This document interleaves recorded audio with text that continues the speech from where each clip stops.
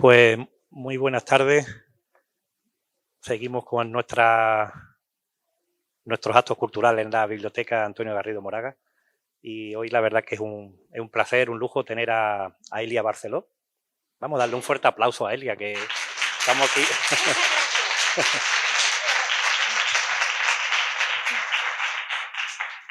Bueno, pues como comentaba, estamos hablando de una escritora, como yo digo, de lo mejor que tenemos ahora mismo en literatura española.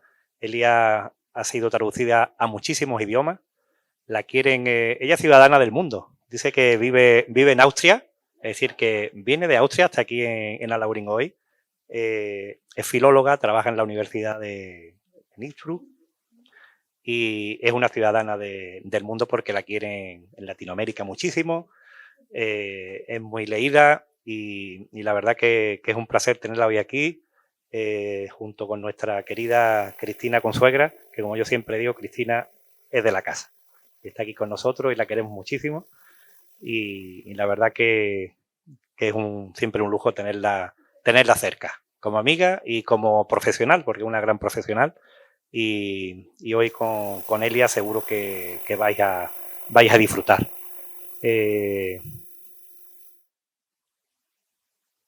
¿Escucha? Bueno, sí, se escucha. Que próximamente otra de tus novelas va a ser llevada... ¿Me muevo un poco?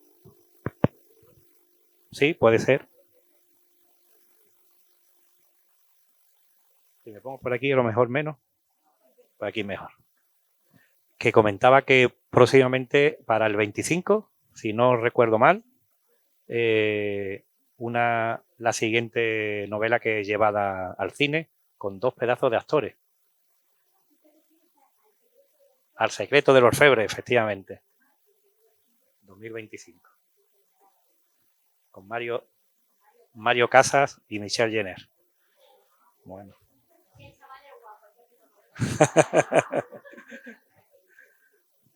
Bueno, pues nada, que te agradecemos mucho que estés por aquí.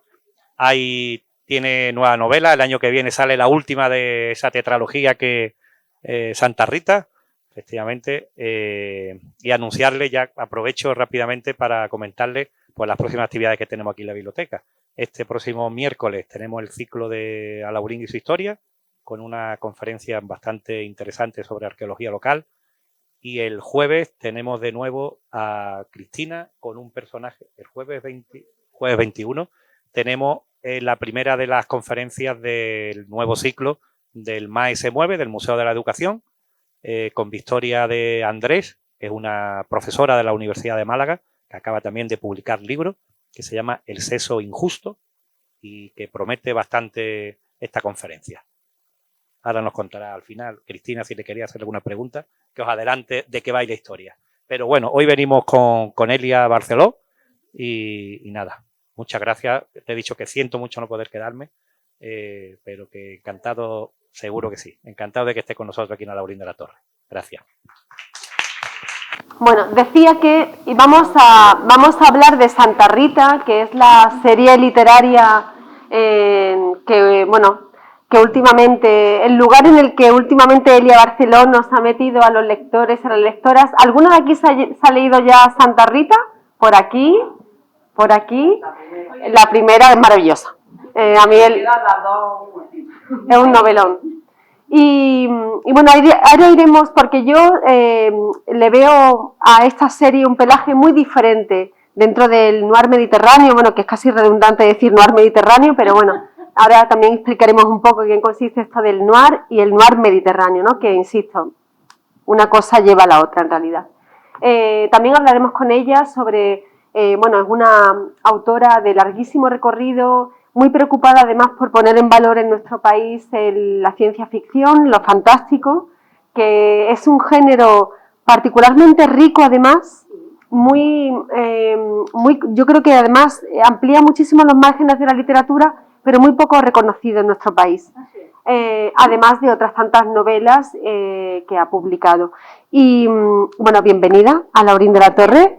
Yo os pido otro aplauso para ella, por favor.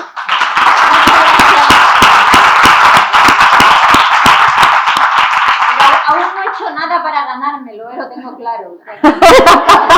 Si al final aplaudís ya es otro rollo, pero de momento es solo por estar aquí. Gracias.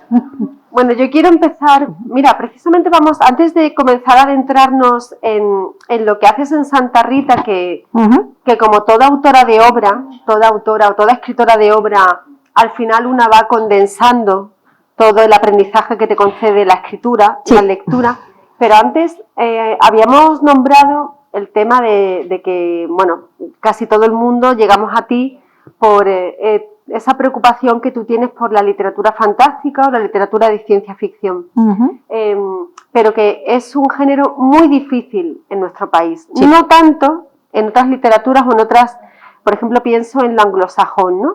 Pero aquí ahí es más fácil. Sí, pero aún así, incluso, buenas tardes a todo esto, gracias por estar aquí. Sí, la pregunta es muy pertinente. Yo empecé haciendo ciencia ficción y fantástico hace, ni se sabe los años, cuando yo tenía 20 o por ahí, o 20 y algo, porque era lo que yo leía. Yo leía mucha ciencia ficción, mucho fantástico, y entonces uno acaba escribiendo lo que le gusta leer y le gusta colaborar en la tradición. Entonces lee cosas y dice, pues yo tengo una idea fenomenal, o tengo un final mejor para esta novela, o yo tengo lo que sea. Entonces yo empecé por ahí. Pero luego llegó un punto en que no es porque se venda más o se venda menos, o haya más o menos interés, es porque yo escribo las cosas de las que me enamoro. Cuando a mí me interesa una historia, me apetece una historia, nunca le pregunto de qué género es. Ya me da igual. Solo sé que si va a salir una nave espacial, seguro que un librero o librera o una bibliotecaria dice esto es ciencia ficción porque sale una nave espacial. Y si hay un par de muertos es negro. Y si la cosa pasa en 1780 pues es histórico. Yo eso no hago grandes diferencias. Yo escribo lo que a mí me apetece escribir, lo que yo quiero decir, y si pienso que en clave fantástica tengo más posibilidades de decir lo que quiero decir, elijo la clave fantástica. Y si pienso que una novela negra va a ser mejor para lo que yo quiero comunicar, pues entonces me voy más al negro. Pero siempre trabajo también en tradiciones que yo conozco, en las que he leído bastante. Porque si no, siempre tienes el problema, eso pasa muchas veces cuando uno es joven y empieza a escribir, no ha leído bastante, se le ocurre una cosa y piensa que es súper original, que es la primera vez que a nadie en el universo se le ha ocurrido esa idea.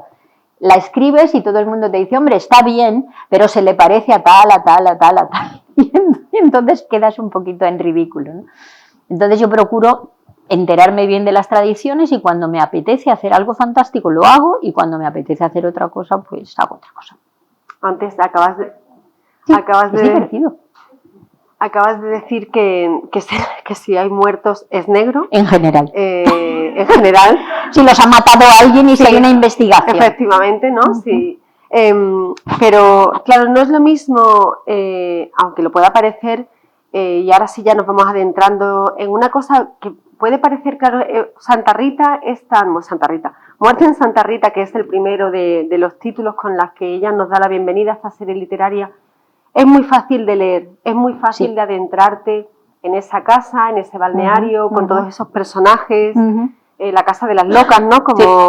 Como se le conoce en el pueblo, esos personajes femeninos tan interesantes, tan singulares, tan normales, tan complejos, ¿no? Pero algo que puede parecer que es tan fácil de leer, en realidad es muy complejo de escribir. Y empecemos por el principio, que en realidad el principio es el lugar. Ahora llegaremos a él, pero ¿por qué te inclinas por contar todo lo que sucede en Santa Rita, las relaciones entre los personajes, ese proceso de escritura del manuscrito que también hay, los saltos, la memoria es muy importante en esta serie. Pasado.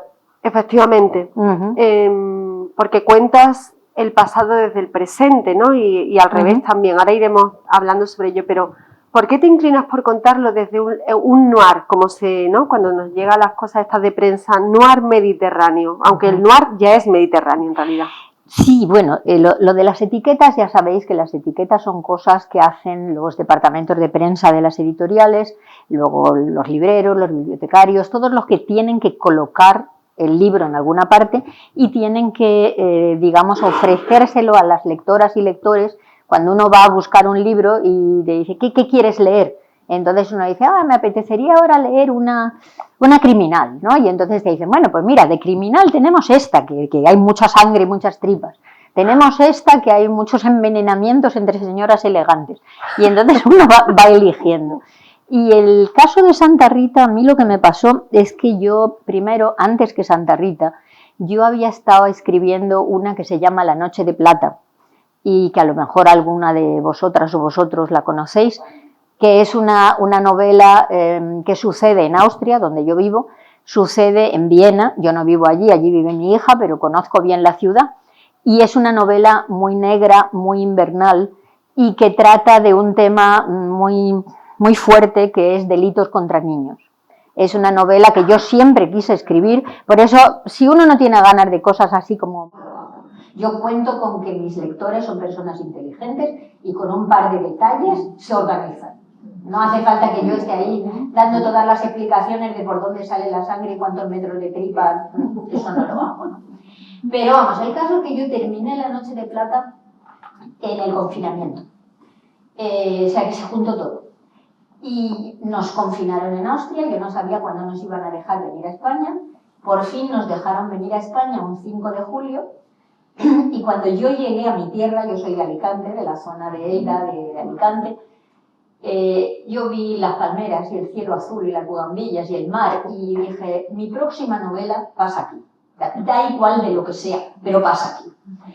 Y a la vez empecé a pensar, llevo 10 años leyendo novelas negras, donde todo pasa en sitios donde hace frío, donde todo el mundo está deprimido, donde los investigadores son alcohólicos y tienen hijos drogadictos y siempre es de noche y comen basura.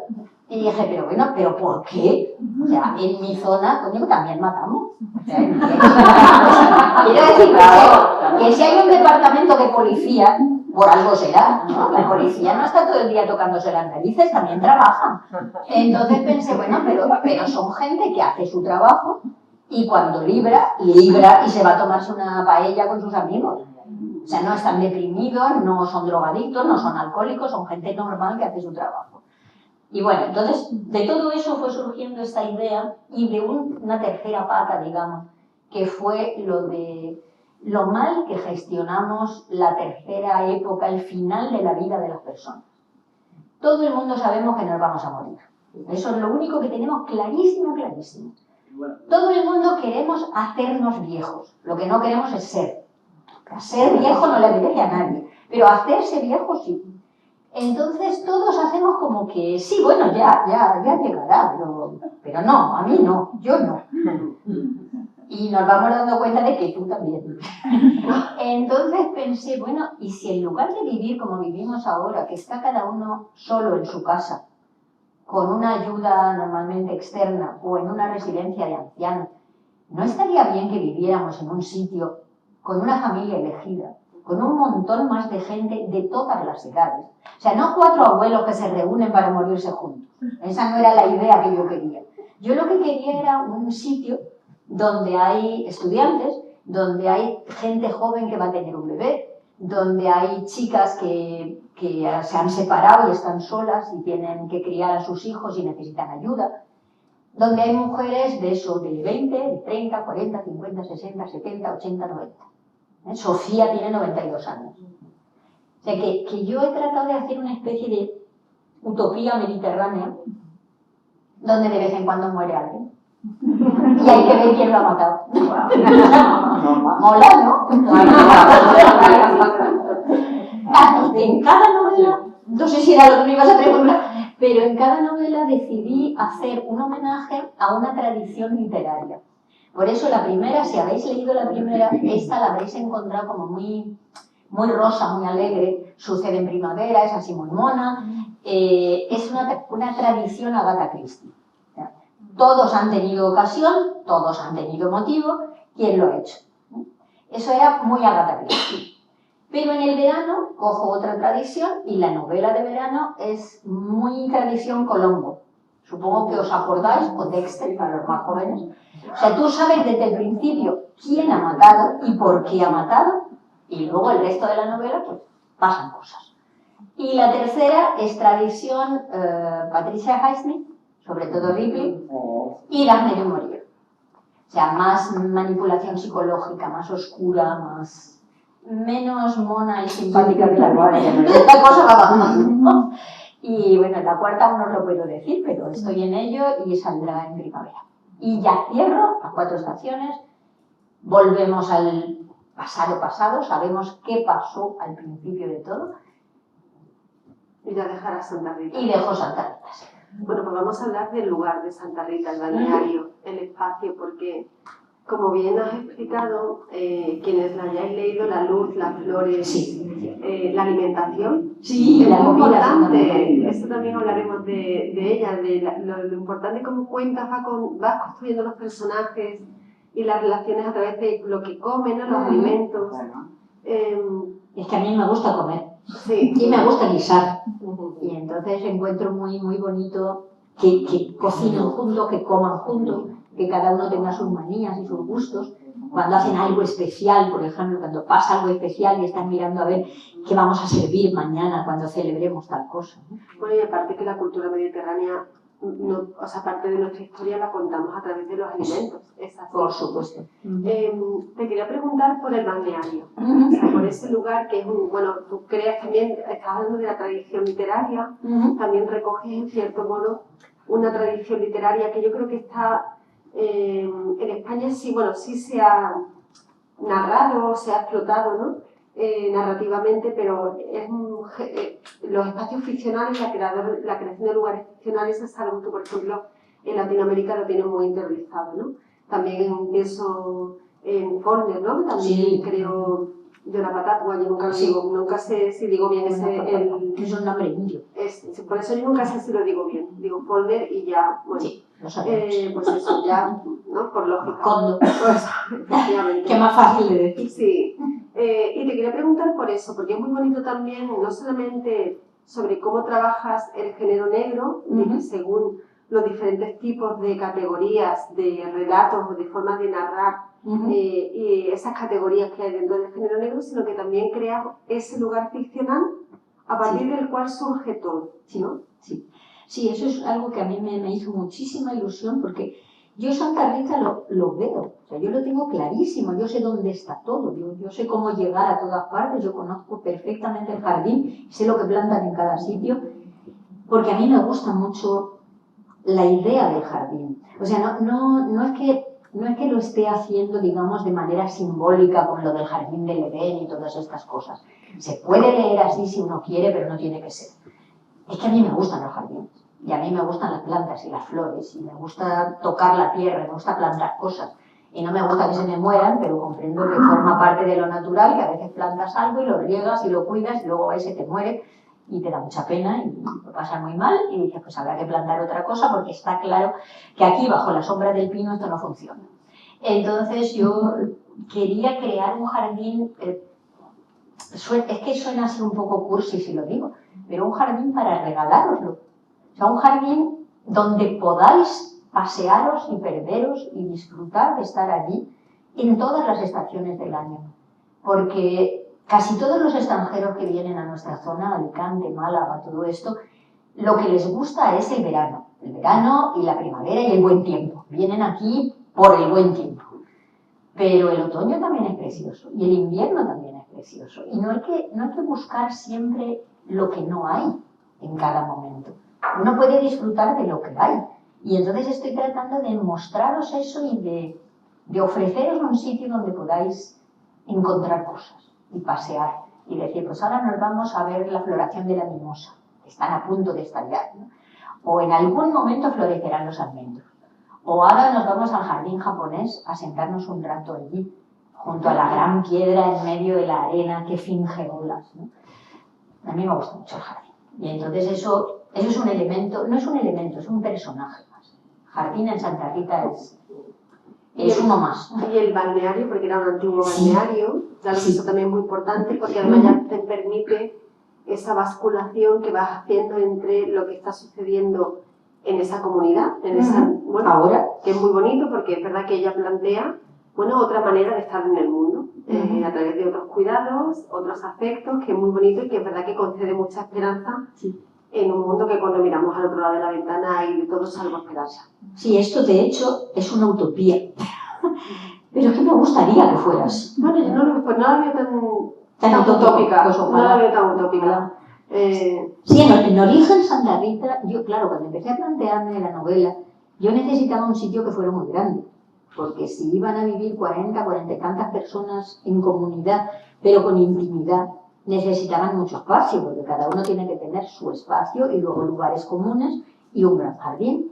Y entonces se me ocurrió que la mejor solución tenía que ser un sitio tipo un hotel abandonado o un hospital abandonado, algo grande.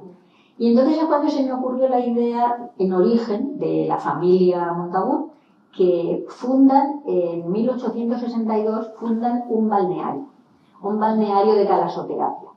El buen hombre estaba un poco para allá porque funda un balneario de talasoterapia a 12 kilómetros del mar.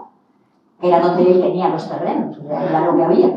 Y entonces había que traerse el agua del mar en grandes cubas para que los señores y señoras elegantes de Madrid se pudieran bañar en bañeras. Porque claro, no se iban a bañar medio desnudos en público, eran cosas que no se hacían.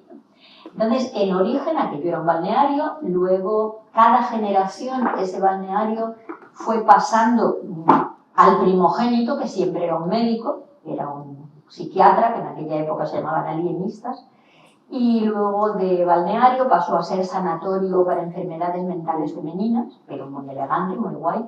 Luego fue bajando a Casa de Locas, donde los señores ricos y elegantes metían a las esposas que les molestaban o a las hijas díscolas, y luego en la guerra civil aquello era un manicomio de la peor ralea, era asqueroso, lógicamente. Y luego ya se murió el último y lo heredó la dueña actual, que es una escritora tipo Agatha Christie, hispano-británica, que escribe novelas criminales con un seudónimo y con otro seudónimo escribe novelas romántico-eróticas, que le salieron muy bien, sobre todo en los años 60-70, tuvo muchísimo éxito y ganó mucho dinero. Y como aquello era tan grande y le sobraba espacio, pues empezó a ofrecerlo a amigas y amigos que tenían problemas en su vida y diciendo, bueno, pues si quieres venirte a vivir allí conmigo, allí sobra sitio. Y poco a poco aquello se fue llenando de amigos y cada uno aporta lo que tiene, lo que puede. Por ejemplo, los estudiantes que no se pueden pagar un alquiler en la zona de Alicante, que están por las nubes, pues viven en Santa Rita y a cambio, pues por ejemplo, uno se ocupa de mantener las bicicletas en buen estado, todo lo que sea de cuestiones informáticas ayudan a las personas mayores que no se aclaran, los llevan en coche a donde haya que llevarlos, a cambio las personas mayores pues les arreglan cualquier cosa que haya que arreglar de ropa o les hacen unas magdalenas. Cuando alguien dice, ay, mi abuela me hace unas magdalenas maravillosas, yo te haré unas magdalenas. Y así, y poco a poco empiezan a vivir de una manera que es como una familia, pero que has elegido, que no es la que te ha tocado. Entonces, hola. Estabas diciendo, es esta, no sé si esta novela, porque claro, esa es la primera, es la que ha ido llevándonos al resto, ¿no? Pero ¿es esta la que mejor define tu mejor destilado de todo lo que has leído, de todo? Porque claro, Qué pregunta, porque es compleja, porque en realidad es una novela muy compleja porque tiene muchas cosas, tiene muchísimos matices. Hay mucha literatura aquí condensada, es lo que te quiero preguntar. O sea, mucha literatura, mucha vida, mucha experiencia. Yo ya tengo una edad en que, claro, ya he vivido muchas cosas, casi todas buenas. La verdad que yo no he sufrido mucho. No soy de esas personas que ha sufrido muchísimo y eso lo pone como terapia en su literatura, sino que no, yo no necesito ese tipo de terapia, yo lo hago porque me gusta dar lo que yo recibí. Yo he leído muchísimo en esta vida, he sido muy feliz leyendo y me di cuenta de que yo también soy capaz de escribir y puedo contribuir, puedo devolver lo que me dieron a mí. Y eso me parece una cosa muy bonita. Entonces, hay muchos temas. Por ejemplo, una cosa que también hago a lo largo de estas cuatro novelas, los personajes centrales son mujeres. O sea, eso, que lo sepáis, los caballeros también hay hombres y los trato muy en serio y hay algunos estupendos, pero me centro sobre todo en las mujeres de todas las edades. Y en cada novela elijo un tema grave, importante, de cosas que hemos sufrido las mujeres a lo largo de nuestra historia. Lo que pasa es que había tantos temas que había que reducir. Entonces, en la primera he elegido como tema central el chantaje vital. O sea, el que alguien que te quiere o dice quererte trata de sacarte cosas que tú no quieres dar, ¿no? Que eso le ha pasado a miles de mujeres a lo largo de la historia. En el segundo es la estafa vital. Ahora, si queréis, os leo un trocito del segundo, porque tengo un trocito muy bueno para leer y yo creo que os puede gustar. En el tercero es la manipulación, sobre todo a través de las religiones y las sectas. O sea, lo que nos han hecho a las mujeres con esa idea de tú tienes la culpa de todo por ser mujer, porque por ser mujer eres mala, y entonces tienes que redimirte a base de servir, de obedecer, de decir que sí a todo. Antes era la Iglesia Católica sobre todo, ahora hay otras religiones, otras iglesias y otras sectas que captan a los jóvenes y los machacan. Bueno, y en la tercera pues ya os diré cuando la tenga.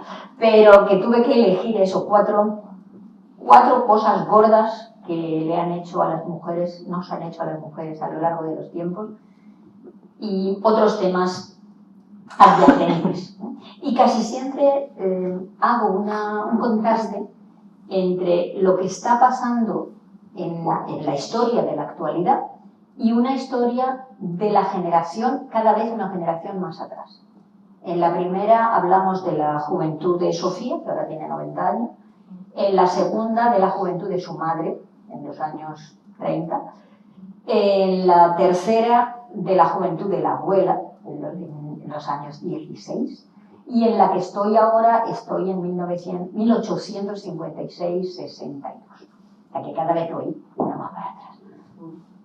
Por eso parece todo muy ligero, muy agradable, pero lleva su trabajo.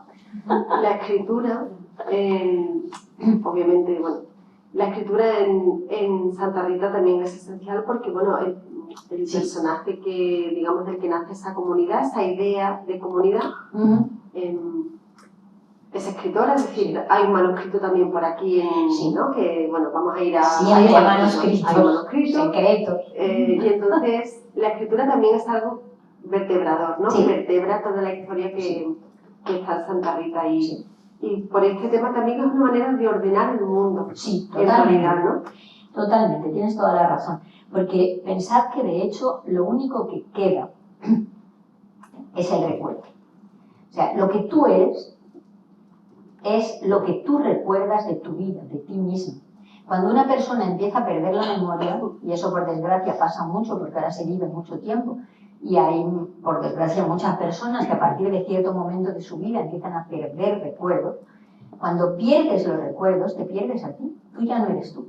Y las personas que están a tu alrededor ya no te reconocen igual porque no hay recuerdos compartidos. El recuerdo eres tú, es tu personalidad. Y la mayor parte del recuerdo está hecho de palabras. Uno solamente puede pensar y recordar con palabras. Si no tienes palabras, no hay recuerdo. Hay como imágenes, hay como flashes, como diapositivas, pero si tú no lo puedes poner en palabras, no lo puedes comunicar. Y entonces no perdura, no permanece. Por eso, cuando vacías la casa de una persona querida, puede ser tu madre, tu abuela, tu bisabuela, quien sea, yo personalmente me paso la vida buscando cartas, diarios, fotos, postales, cualquier cosa que esté escrita, que haya unas palabras que me digan qué sucedió, quién era quién. Tú ahora ves una postal de unos señores muy serios y muy bien vestidos, ya no sabes quiénes eran. Sabes que eran de tu familia porque estaban guardados en un cajón de tu abuela, pero no sabes quiénes fueron, no sabes qué es lo que les gustaba, qué es lo que querían, qué tendencias políticas tenían, cuál era su canción favorita. Todo eso se ha perdido. Y entonces en mis novelas yo trato de recuperar todo eso para nosotros, para el presente y para el futuro, porque a mí me gusta mucho el pasado. El pasado somos nosotros. La memoria es algo que no debemos perder. Si no, no seremos nada. Y eso es lo que me da miedo, que se avance en la superficialidad. que se pierden los recuerdos, que se pierden los recuerdos históricos, se pierde la memoria y nuestra propia memoria. Eso de que dicen los americanos de pasar página, eso es una de las grandes estupideces que se han inventado los estadounidenses. Y nos están tratando de convencer que es lo que hay que hacer. O sea, a ti se te muere una persona a la que quieres muchísimo y te dicen que, bueno, que ya has sufrido bastante, que con 3 días de llanto pasa página. Pues no, ¿cómo vas a pasar página de una persona que significó tanto en tu vida? Ni de una persona, ni de un suceso, ni de cosas así. Antes hablábamos de la importancia de, bueno, la luz, que está muy presente. Sí. Casi tú decías, bueno, el espacio, el jardín es un personaje más. Sí. Y yo preguntaría si la luz también no lo es, ¿no? Porque Lo nos va dirigiendo totalmente siempre hacia la historia, ¿no? ¡Qué bien lees, Cristina! ¡Qué lista eres! Porque te conozco muy bien. Más lo segundo que... es la punta de lanza, ¿no? Sí, que va avanzando. Sí. Y también es muy importante todo, la vegetación, ¿no? Las flores, pero todo esto para decirte que dentro de ese colorido en el que, a pesar de lo terrible que hay, pero se impone siempre esa festividad, ¿no? En torno a los sentidos. Sí. Y esto para preguntarte por la gastronomía, los alimentos que van desfilando página tras página, ¿no? Sí, a mí lo que me pasa es que me gusta, veníamos hablando de ello en el coche, a mí me gusta vivir. Yo soy muy, muy feliz de estar viva, me hace mucha ilusión estar viva. Cuando se acabe, pues se ha acabado, pero mientras dura, la sensación de estar viva es una cosa que me parece fascinante y creo que no lo apreciamos en lo que vale, que nos parece evidente estar vivos. Pues no es evidente y además es un flash entre la nada y la nada, que se pasan enseguida. Entonces, mientras estar viva, tenemos 5 sentidos clásicos claros y muchos otros solo insinuados. Pero yo en la novela trato de aprovechar todos los sentidos. Y hay olores, hay sabores, hay texturas, hay toda clase de cosas. Y igual que cuando el señor Marcel Proust empezó a escribir El tiempo perdido, casi nadie se ha leído los 7 libros, pero todo el mundo se acuerda de lo de la magdalena mojada en el té, porque eso te trae el pasado. Pues a mí lo que me trae el pasado son las luces. O sea, cada persona es de una manera, pero yo siempre que recuerdo momentos de mi pasado, desde muy pequeñita, recuerdo qué tipo de luz había. Y entonces cuando vuelvo a ver esa luz, inmediatamente vuelve el pasado. Entonces hay cierto tipo de luz que me hace muy feliz, porque me recuerda cosas. Y en Santa Rita, pues la luz la uso para eso, como los perfumes. Hay muchos perfumes también de todo tipo de flores. Los sensoriales, que es muy importante. Sí, mucho, mucho. Es que es nuestra manera de acercarnos al mundo. Es la única manera que tenemos. Por desgracia no somos capaces de captar, yo que sé, ondas de radio, por ejemplo, que a lo mejor estaría bien. No necesitar una radio, sino poder oír directamente cualquier canción así directamente. Bueno, ahora está por usar ya. Pero es una chulada y entonces yo trato de aprovechar todo. Todo. Cuando uno está aquí, por ejemplo, y se toca la manga y nota la textura de la tela. Y esa textura de la tela te hace recordar otras telas de otros tiempos, de cuando hacías otra cosa con una tela más suave o más vasta o más dura, o cosas así. En ese hacer cosas ya nos vamos a distanciar un poco de Santa Rita. Claro, escuchándote y antes hablando con Rocío en la puerta, ¿no? Sobre la literatura, sobre los clubes de lectura, la importancia de los clubes de lectura, que son muchas. Bueno, son el suelo de la industria editorial, ¿no? Y son los clubes de lectura, las bibliotecas públicas mueven todo y deciden mucho, además, yo creo que sin saberlo. Pero toda tu vida ha estado relacionada con la literatura. Toda. Absolutamente toda, y ha estado determinada por el vínculo, o sea, con el empleo de la palabra, ¿no? Con la escritura y con la lectura, claro, con otras. Porque, claro, no solamente eres escritora, sino, digo, claro, antes te estaba presentando el concejal, digo, pero claro, que es profesora también. Sí, toda mi vida. Toda su vida ha estado definida por eso. Ajá.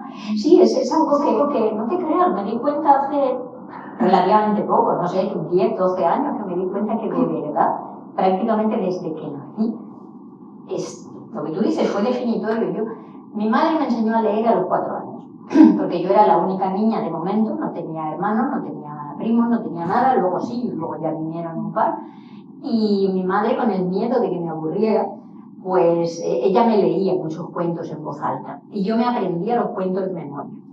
Cuando aún no podía aprender a leer, cuando tenía 2 años o algo así, ¿os acordáis? Bueno, los más de mi edad, o sea, a lo mejor os acordáis que había cuentos de Fernández, con unos dibujos muy bonitos y unos textos en verso, que era facilísimo de aprender porque rimaban, o sea, unas rimas así un poco, en fin, un poco ripiosas, pero rimaban. Y entonces era muy fácil de aprender. Mi madre me lo leía en voz alta, yo me lo aprendía, y cuando venía a visita, pues hacíamos el típico juego de que la niña decía, mira, a que parece que ya sabe leer, porque yo me sabía cuándo tenía que pasar la hoja. Lo sabía de memoria, y pasaba la hoja, y decía, pero esta niña, pero qué barbaridad, ya sabe leer. No sabía leer. Pero aprendí a leer a los 4. A partir de ahí ya me leí todo lo que había en mi casa, en casa de mis abuelos, en todas partes. A mí nadie me dijo nunca, esto es para ti, esto no es para ti. Si me aburría, lo dejaba. Si me gustaba, lo leía. A veces no entendía mucho, pero me gustaba el sonido. Me gustaba cómo sonaba y lo iba leyendo. Y entonces, a partir de ahí, luego empecé a aprender lenguas que me parecían alucinantes. O sea, que me puse mala, griposa cuando tenía 5 años o así. Y me trajeron un mantelito donde ponía buenos días, buongiorno, good morning, bonjour. Y yo ya sabía leer, entonces yo lo leía, pero eso no era la lengua que yo conocía. Entonces pregunté qué eran, me dijeron que eran otras lenguas.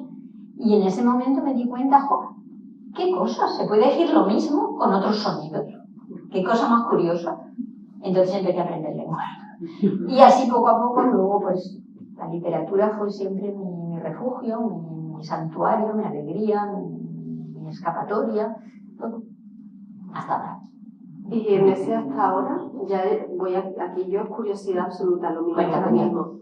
Porque creo que yo esto nunca lo hemos hablado, o sea, hemos hablado muchas cosas, pero creo que nunca hemos hablado sobre este tema.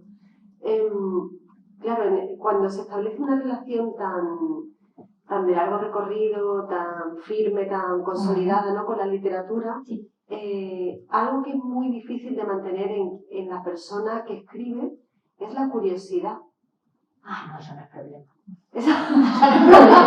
A mí todo me produce curiosidad. A mí me parece de verdad que lo más misterioso que existe en este mundo son las personas, los seres humanos. Y claro, eso no se te acaba nunca. Siempre tienes muchísima curiosidad porque es que es una cosa muy, muy impresionante. Pensar que hay gente que te pinta, es igual que tú, pero que le gustan unas cosas rarísimas desde tu punto de vista. Vamos, en cosas tontas, ¿no? Que dice, pero, por ejemplo, a mí me parece rarísimo que a alguien le guste el queso. A mí el queso me da un asco monstruoso. Y he probado varias veces y no hay manera. Y cuando veo que hay gente que disfruta lo bestia, que entiende muchísimo, y pienso, fíjate tú, qué cosa, ¿no? Y le gusta eso. O a gente que besa a su marido o a su mujer y dices, pues tampoco me lo explico. ¿Cómo que llevar 20 años con esta persona? Es verdad. O cómo ha elegido ese trabajo y le gusta, ¿no? Entonces, a mí me parece todo muy misterioso. Muchas veces no se elige. Claro, ese es otro temazo, ¿eh? Sí, hay veces que... Bueno, pero cada vez vamos mejorando, ¿eh? Sí. O sea, yo cuando cuento en esta novela cosas de eso, de 1916, efectivamente había cosas que las mujeres no podían elegir, que te chinchabas con lo que te había tocado y ya estaba, ¿no? Pero ahora ya no es lo mismo. Vamos a volver momentáneamente a Santa Rita y ahora ya le voy a pasar a ellas y a ellos la palabra para que te pregunten lo que quieran. Sí. El deseo. ¿Cuál de ellos? El deseo es muy importante en Santa Rita también. Es un motor de los personajes y de las relaciones que se establecen entre los personajes. Sí, porque además el deseo, siempre que oímos hablar de deseo, pensamos en deseo sexual, en deseo erótico. Y no, hay todo tipo de deseos. Uno puede desear toda clase de cosas, pero efectivamente si no deseas nada, no tienes motor en tu vida. Si estás, bueno, de hecho es hasta cierto punto lo que decían en la generación del 98, lo de la ataraxia, ¿no? Lo de no desear nada, lo de llegar a un nivel de serenidad en que todo te da igual. Pues no, eso no es lo mío. Y entonces sí, a mí me parece un peñazo, ¿qué quieres? O sea, eso de no querer nada, ni desear nada, ni estar, ya tener bastante así como está, pues no. Entonces ahí todo el mundo quiere algo. Klaus está... Lo de la ataraxia le ha hecho mucha gracia. Algo así llamado del libro del sexo injusto. No es lo mismo. Y entonces todos mis personajes tienen proyectos, tienen deseos, tienen ilusiones, a la edad que tengan, da igual. Ya porque la protagonista absoluta, que es Sofía, va a cumplir 93 años y sabe que por lógica no le queda mucho. Pero piensa, bueno, pues lo mismo 7 sí que me quedan y en 7 años pueden pasar muchísimas cosas. Y eso es algo que en esta sociedad están tratando de obligarnos a que nos despidamos del futuro. Y es una barbaridad. Estadísticamente, las mujeres en España, de verdad, según el Instituto Nacional de Estadística, vivimos 85 años y pico. Lo que quiere decir que hay gente que se muere mucho antes y hay gente que se muere mucho después. Entonces, si tú tienes 65, estadísticamente te quedan 20. 20 años son un montón, le puede pasar de todo. Entonces, ¿por qué en las novelas y en las películas no hay protagonistas de 65 años? Porque todo el mundo dice que es que a esa edad ya ¿qué quieres? ¿Qué esperas a los 65 años? Pues de todo, como a los 40, igual te pisa un tranvía y te mueres. O sea, entonces en mis novelas la gente es mayor pero tiene muchas ganas, como dices tú, lo del deseo. Eso es algo. ¿Quién quiere preguntarle a Elia? ¿Tenéis alguna pregunta para ella? Muy bien, aquí hay algo. Venga, por aquí. A contar sobre el jardín. Yo que leí ya casi al principio de salir la novela del color del silencio. Y ahí, bueno, hay un jardín La mora. maravilloso. Sí, sí, la mora es una maravilla. Ajá. Es que es más fácil hacer un jardín escribiéndolo que plantándolo. Y además te sale mucho más barato. Sí, eso es una cosa que estábamos hablando hace poco. Como hace poco han hecho una serie de una novela mía y una película de una novela mía, pues he tenido ocasión de hablar con gente de cine. Y claro, lo primero que te dicen es, tal cosa la tenemos que cambiar porque es que es carísimo. O sea, si tienes que alquilar una super casa, por ejemplo, para hacer los exteriores y tal, te cuesta un pastón al mes. Eso hay que controlarlo en una película, pero en una novela no. En una novela yo puedo poner la casa que me dé la gana. Puedo vestir a todos mis personajes de Armani y de Valentino. Les puedo poner joyas, pero vamos, unas esmeraldas así, si me da la gana. Entonces, mis jardines son guapos. Y además, está leyendo y está oliendo. Ah, eso me gusta que me lo digas. Me alegro, me alegro. Eso es lo que yo quiero. Leyendo y está oliendo el jardín. Claro, porque yo, como os decía antes, yo escribo para personas inteligentes y maduras. Quiero decir, todo.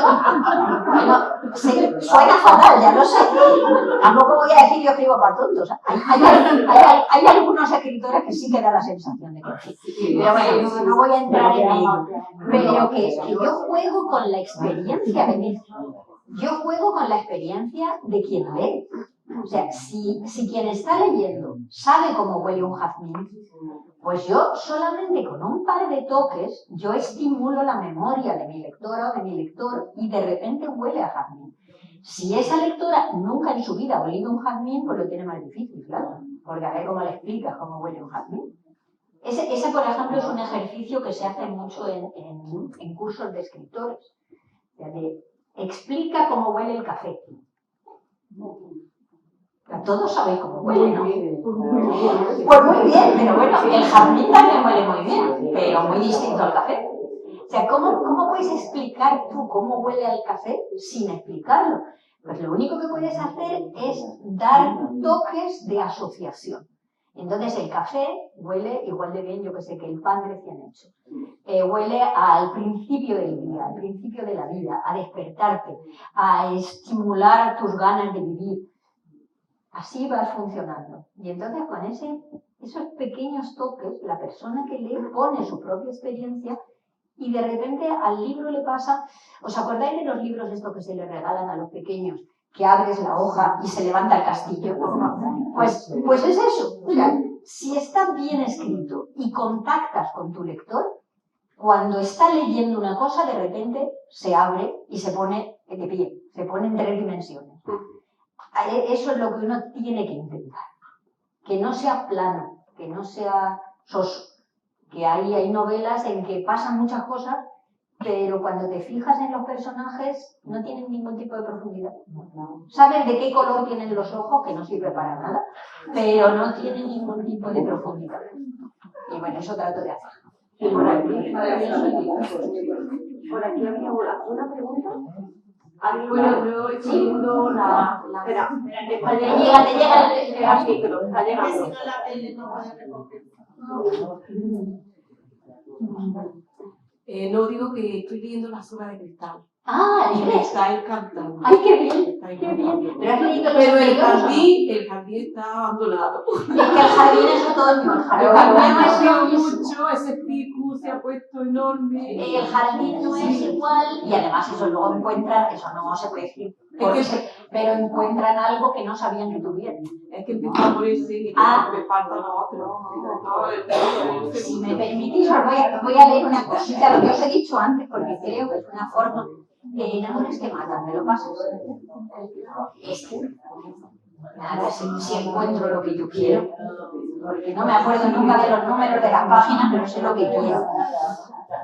Y así, para que tengáis una idea, amores que matan, sí. Perdonadme, necesito las gafas, y las gafas ya... Sí, me parece que estoy en la mejor compañía. Chicas, ¿qué se le va a hacer? Para eso están las gafas. Las gafas y los audífonos y todo lo que haga falta. A ver, un momentito. Porque este es el segundo, este sucede en verano. Y en este ya os digo que hemos hecho, he ido a buscar esto. Bueno, os leo solamente un par de fragmentos, me como un par de frases de vez en cuando para aligerar la cosa. La escena en la que empiezo ahora, estamos en Suiza. No estamos en Santa Rita, sino que estamos en Suiza, y vais a conocer a la protagonista de esta historia, de la historia actual, se llama Monique. Bueno, Monique Heine, de pie en su impoluta sala de estar, rodeada de cuadros valiosos y objetos de arte, se abrazaba a sí misma con la vista perdida en la lejanía, sin apreciarla. Marco acababa de irse y esta vez no volvería. La suavidad con la que había cerrado la puerta al salir con su maleta hacia el garaje era la mejor prueba de que lo había pensado bien y la cosa era definitiva. Todavía estaba en shock. Seguramente por eso el dolor aún no se había presentado, aunque la rabia sí que había empezado a hervir en su interior como la lava de un volcán, espesa y ardiente, cuando comienza a burbujear y acaba derramándose por la ladera y arrasándolo todo a su paso. Marco siempre había sido pacífico y considerado, y ella lo quería tanto como para acabar siempre perdonándole sus ocasionales deslices, que en 26 años habían sido más de los que a ella le parecían aceptables. Sin embargo, seguían juntos. Se corrigió. Habían seguido juntos hasta media hora antes. Ella nunca se habían arrepentido de su decisión de no tener hijos. Cualquier otro ser humano, incluso sus propios hijos, habría estorbado la suavidad de su existencia, el ajuste perfecto de sus vidas y personalidades. Y ahora, ella tenía 53 años, él 55. Aunque no fueran más que las 9 de la mañana, fue al mueble bar y se sirvió un vodka con hielo. ¿Qué más daba? Un café la habría puesto aún más nerviosa y la simple idea de prepararse un té le resultaba ridícula y casi vergonzosa. Tu marido te abandona por una mujer más joven Y tú, a tus 50 años, con tu melena de mechas rubias y tu ligero jersey de cachemir beige, te tomas una taza de té, en revancha. En taza de porcelana con filo de oro, por supuesto. Bone china, faltaba más. ¿Cómo era posible que no lo hubiese visto venir? Solo 2 horas atrás, desayunando en la cocina, cuando él le había dicho que tenía que salir urgentemente de viaje para peritar unos cuadros que habían aparecido en el sur de España y que podrían ser Blauer Reiter desconocidos, aún había sido tan mema como para decirle: ¡ay, qué bien! Pues me voy contigo. Hace mucho que no voy a España. Él la miró de frente, repentinamente serio. No, tesoro. Esta vez no. ¿Por qué no? ¿A ti qué más te da? Ya sabes que no molesto. Me quedaré en el hotel. Iré a la playa. Hay playa, ¿verdad? Y cuando vuelvas por las tardes me lo cuentas todo. Así es más agradable, para que cuando termines de trabajar no estés solo. A Marco se le escapó una sonrisilla, un leve alzamiento de la comisura de los labios. ¿No estoy solo? Ah, ¿no? No. Esta vez viajo acompañado. La sonrisa de ella empezó a oscilar como un reflejo en el agua. Quería creer que le estaba gastando una broma, pero cada vez estaba menos segura. Las otras veces él siempre se había esforzado por ocultarlo, mientras que ahora se lo acababa de decir con todas las palabras. ¿Acompañado? ¿Por quién? No la conoces. Y entonces explotó la bomba, lo que nunca hubiera podido imaginar. Vamos a casarnos. Está esperando un hijo mío. Habría podido estallar en carcajadas, pero la expresión en el rostro de su marido dejaba bien claro que la cosa iba en serio. No sé si recuerdas que tú y yo ya estamos casados, acabó por decir ella. No sé si tú recuerdas que en este país existe el divorcio. Y además es imposible que esté embarazada, porque tú hace 5 años, cuando yo entré en la menopausia, cumpliste lo que los dos habíamos pactado cuando nos casamos. Te hiciste una vasectomía. Marco empezó a negar con la cabeza, suavemente, sin dejar su taza de capuchino. ¿Cómo? La voz de Monique había adquirido un desagradable tono agudo que no había sido capaz de controlar. Te mentí, tesoro, contestó él sin cambiar el tono de voz, comedido, razonable. Lo siento, pero no le veía sentido a negarme a mí mismo la posibilidad de ser padre solo porque tú ya no podías tener hijos. Sabía que no lo entenderías y por eso no te dije nada. No es que hubiese planeado esto, no me malentiendas, pero ha sucedido y me gusta la idea. Se tomó el vodka de un par de tragos, deteniendo así el flujo de sus recuerdos. Entonces, ahí seguimos un poquito. Hizo recuento de lo que Marco ganaba.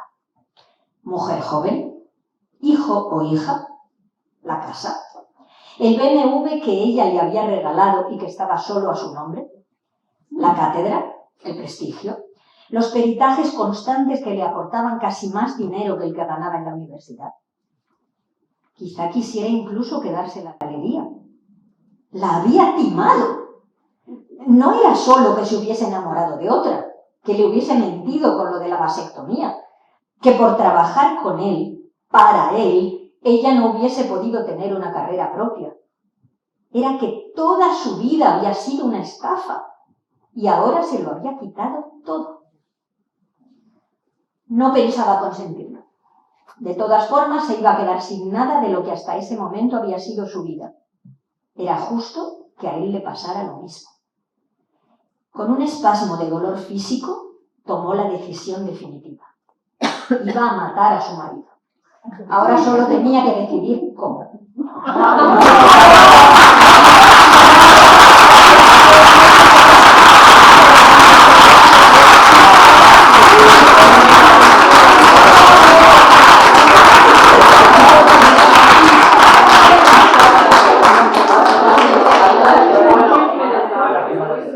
Este aplauso que ha sido mucho más que un aplauso. No voy a preguntar. No lo he hecho nunca, no tengo experiencia propia. Ha sido un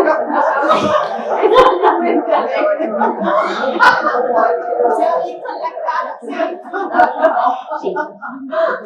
Bueno, estamos ya con la risa.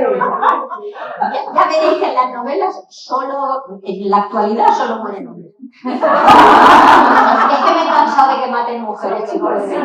En todas las novelas, en todas las series de televisión, siempre matan mujeres. Ya está bien. Y además las matan sin lógica, porque sí, porque mola. Pues no. Bueno, no se me ocurre mejor manera de cerrar este acto, como ha dicho el concejal al principio. Pasado mañana tenemos a Victoria de Andrés inaugurando la programación de otoño del 7º ciclo El Maíz se mueve, que este año tiene por lema Los límites de la ficción. Después de Victoria de Andrés tendremos a Vicente Garrido, vamos a hablar con él sobre el psicópata integrado. Es criminólogo y psicólogo especialista en psicopatías. Y cerraremos con la gran Marta Sanz para hablar con ella sobre los íntimos. Así que ahora sí, ya os pido un aplauso muy fuerte para ella. Muchas gracias.